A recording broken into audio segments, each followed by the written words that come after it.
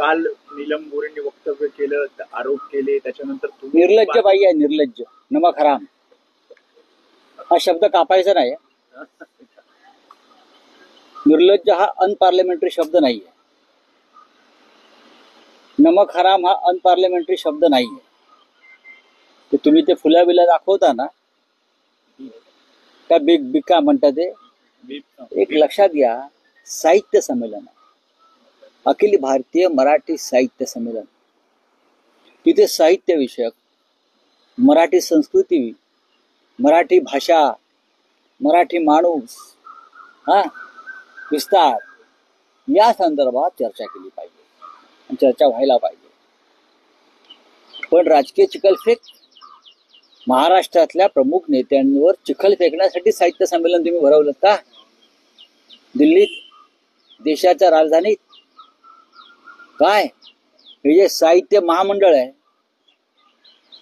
त्यांच्याकडे जे खंडण्या घेऊन हे संमेलन भरवत आहेत, आय रिपीट, साहित्य महामंडळ, मराठी साहित्य महामंडळ, म्हणजे सरकारनं 2 कोटी रुपये दिले की त्यातले 25 लाख काढून घ्यायचे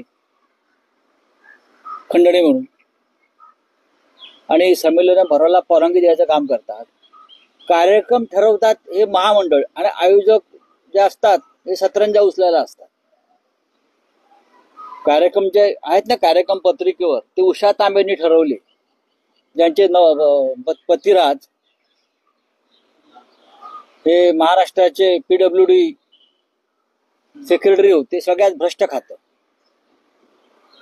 हे मराठी भाषेवरती, राजकारणावरती कार्यक्रम ठरवणार. नीलम गोरे यांचं कालचं जे वक्तव्य आहे ही त्यांची विकृती आहे. त्यांनी काय विधान केलं वगैरे सोडून द्यावं. ज्या घरात तुम्ही खाल्लं त्यावेळेला आमदार झालात, उद्धव ठाकरे, मला आठवतंय बाळासाहेब ठाकरे म्हणाले, कोण बाई आणली तुम्ही पक्षामध्ये? सुरुवातीला हिंदुहृदय सम्राट बाळासाहेब ठाकरेंनी प्रश्न केला, हे कुठलं ध्यान आणलंय पक्षात बाहेरचं आपल्याला शिव्या घालणार आयुष्यभर? तरी आता काही लोकांच्या मर्जी खातर त्या आल्या गेल्या, 4 वेळा आमदार झाल्या, आणि जाताना ताटामध्ये घाण करून गेल्या. या बाईंचं कर्तृत्व काय विधान परिषदेतलं हे जर समजून घ्यायचं असेल तर पुण्यामध्ये, पुणे महानगरपालिकेमध्ये आमचे गटनेते होते अशोक हरनाळ म्हणून, त्यांची मुलाखत घ्या जाऊन. त्यांच्याकडून धमक्या देऊन हे जेव्हा पुण्याचं प्लॅनिंग DP सुरू होतं तेव्हा कोणाकोणाच्या नावावर या बाईंनी कोट्यावधी रुपये गोळा केले. गटनेते अशोक हरनाळ, जा त्यांची मुलाखत घ्या, मग हे मर्सिडीज प्रकरण काय आहे त्यांना कळेल. आमचे नाशिकला माजी महापौर आणि शिवसेनेचे आमचे स्थानिक नेते आहेत विनायक पांडे, त्यांना उमेदवारी देण्यासाठी शिवसेनेची या बाईने किती पैसे घेतले होते जाऊन त्यांनाच विचारा, विनायक पांडेना. मी रेकॉर्डवर सांगतोय ते प्रकरण काय झालं आम्हाला माहिती आहे. विनायक पांडेने पैसे कसे वसूल केले या बाईकडून नंतर हे पण विनायक पांड्यांची, अशोक हरनाळ यांची मुलाखत घ्या. अजून तुम्हाला काही नावं देईन 2 दिवसांनी. माझं एवढंच म्हणणं आहे, तुम्ही कोणावर थुंकताय? मातोश्रीवर? तुमची लायकी नसताना 4 वेळा काय तुमचं कर्तृत्व होतं? माझ्या कर्तृत्वावरती मला बाळासाहेबांनी आमदार, तुम्हाला बाळासाहेबांनी आमदार केलं नाही. मी परत सांगतो, अशा घाणेरड्या लोकांना बाळासाहेब आमदार करत नाही. एक संस्कार, एक संस्कृती असते.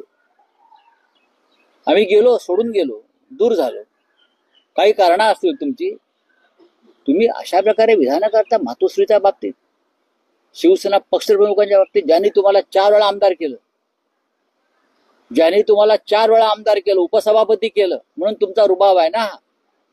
मुळात साहित्य म्हणजे मराठी साहित्य महामंडळ आहे, त्याने माफी मागायला पाहिजे. ज्या कोणी त्या उषा तांबे वगैरे बाई आहेत ना, त्या कोण आहेत मला माहित नाही, त्यांचं काय साहित्यातलं योगदान मला माहित नाही. हे साहित्य संमेलन भरवणार, मराठीचं उद्घोष करणार? आतापर्यंत आम्ही या विषयावर कधी बोललो नव्हतो. मराठी भाषेचा आणि मराठी साहित्याचा विषय, साहित्य आम्हाला कळतं, आम्ही लिहिणारे माणसं आहोत. पण राऊत साहेब, तुम्ही नीलम गोऱ्हेच्या बाबतीत आता जो शब्द वापरला, त्या महिला आहेत आणि त्या महिला असल्या म्हणून काय झालं? सभापती आहे, मग काय झालं? तुमच्यावर हक्कभंगही येऊ शकतो. 10 हक्कभंग आणा हो. मी आता विधानसभा चालू आहे का? मला सांगू नका. मी नीलम गोऱ्हे या व्यक्तीवर बोललो आहे. काल ती उपसभापती म्हणून बोलली का उद्धव साहेबांविषयी? सभागृहातला विषय का? मला तुम्ही नियम सांगू नका. मी 24 वर्ष राज्यसभेत आहे. मला विधानसभा त्यांच्या आधीपासून माहिती आहे. कसला हक्कभंग? खरं म्हणजे महाराष्ट्राने या बाईवरती हक्कभंग आणला पाहिजे. विश्वासघातकी बाई, काय तिला कमी केलं होतं द्यायला माननीय उद्धव साहेबांनी? हक्कभंग वगैरे मला धमक्या देऊ नका हो. आम्ही सगळं तुरुंग वगैरे भोगून आलेलो आहोत. सगळे ईडी झालं, सीबीआय झालं, हक्कभंग पण झालेत आमच्यावर राज्य संसदेचे.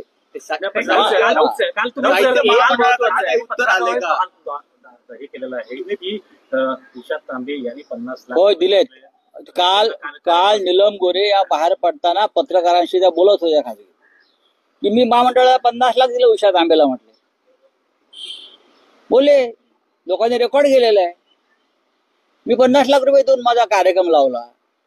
जरी मर्सिडीज देऊ शकते असं म्हणते, तुम्ही 50 लाख देऊ शकते. भ्रष्टाचाराच्या लक्षवेधी लावायला किती पैसे घेतात विचारा. लक्षवेधी लावायला, प्रश्न विचारायला, प्रश्न आल्यावरती संबंधितांना बोलवून डील करा. माझ्याकडे सगळे माहिती आहे आणि पुरावा असा आहे.